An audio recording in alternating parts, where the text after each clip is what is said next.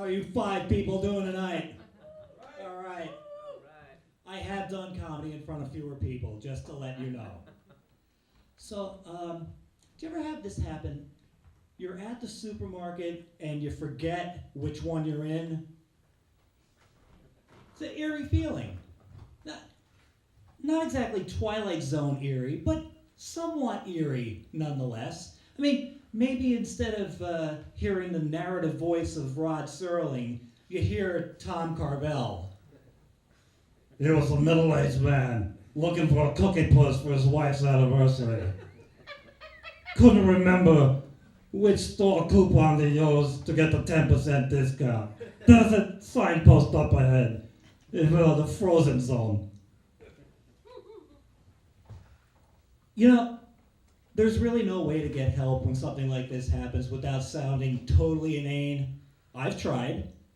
I said, one time it happened to me, I said to my wife, "Excuse me, woman, a bit of a contretemps has arisen. I cannot for the life of me recollect the moniker of the sustenance cartel of which I am currently hypostatizing. Is it a ShopRite? Is it a Stop and Shop? Where do they come up with these names for these supermarkets anyway? Do you mean to tell me that organizers and committee members got together and came up with names like that? Ordinary, non-imaginative names like that?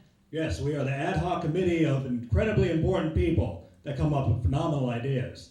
After months of discussion and debate, we have decided to call our cutting-edge supermarket Stop and Shop.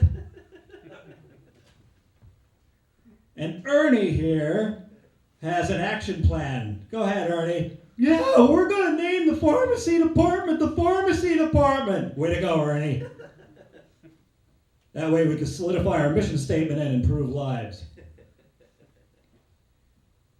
So, I said to my wife, I'm lost. Oh yeah, I am lost. When I go to the supermarket, this happens a lot. I go to the supermarket or I go to the department store with my wife, I get lost. I go shoe shopping, I get lost immediately and fall asleep. Okay. And then inevitably, when I go to the supermarket, I break away from her. I lose train of thought, I start daydreaming, and the next thing you know, I'm lost. And if you're the type of person who gets lost at the supermarket a lot, and by that I mean, if you're a married man, the most interesting place to be lost is the produce department. It kind of has that Garden of Eden feel. You're among the fruit and vegetables, and do you ever notice in some supermarkets, they have those sprinklers that come on intermittently to water the vegetables? Just like God. And some supermarkets even have the thunder sound effect.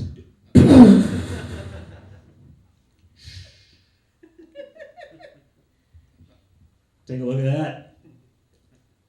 The very first rainstorm in the history of the world looked exactly like that. Just like that. On the 3rd day, God created the vegetation. Well, later that afternoon, he had to create the very first thunder shower. That's a book of Genesis right there, dude. Get impressed. So, I wind up in the back of the store, and I'm with the cart. And by now, my wife, who's in the front of the store, is calling me up on the cell phone. Will you get up here? And did you ever have this happen? You're in the back of the supermarket, and it's crowded. It's Saturday, and all you're doing is just looking for an aisle. Just looking for any aisle so you can get to the front of the store. Because there's a lot of things that can crowd the supermarket on a Saturday. First of all, you have the other shoppers with their carts. And then you have the kids who are kind of recently hired. They're working their way up and they're stocking the shelves. Okay, maybe some of the more goofier kids that are hired to do that. They stock the shelves on the busiest day of the week, the Saturday, and then you have the people that used to be Hell's Angels, but they're retired now, and they get around now on those scooters. You know, the scooters that max out at 4 miles an hour.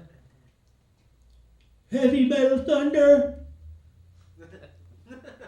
You have all these things that could block the aisle, and it's almost like you're returning a kickoff. You're just looking for a daylight to get to the front of the store, but finally, you see it. You see an aisle that's relatively free.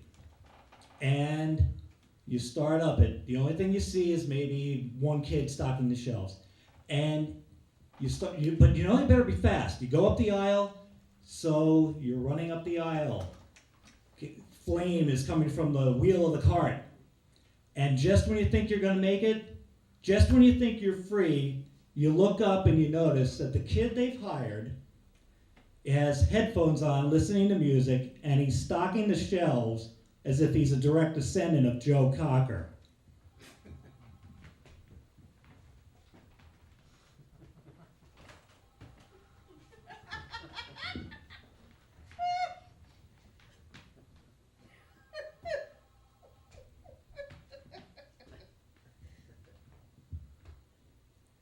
Better go home without me, honey. It looks like I'm going to be here the rest of the night. Well, they say you should never make an impulse purchase because that's where you waste your money. But I tell you, sometimes temptation is too much. Just last 4th of July, I took a ride in rural country and was driving around, and there, in somebody's driveway, a 1973 Mustang Grand, blue body, cream-colored interior, white land-out roof. 1973.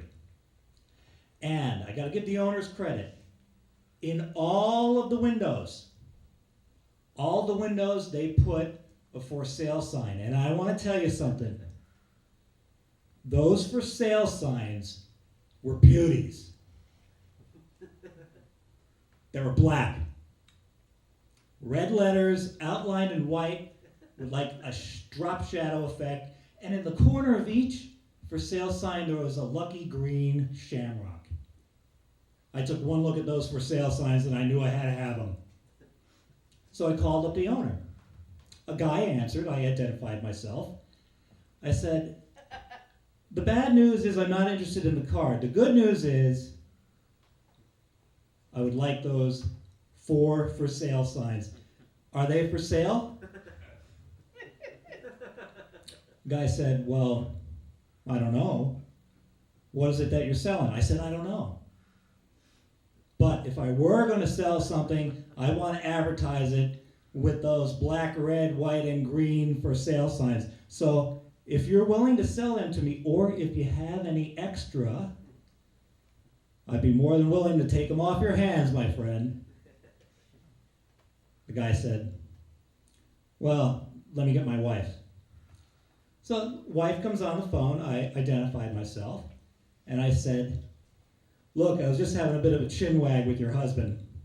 And he has guaranteed that you have 12 dozen of those for sale signs that you'd be willing to sell me at a special discounted rate.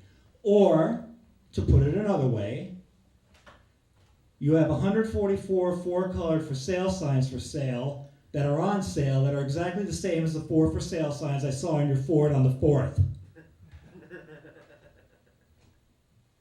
She hung up. All right, thank you.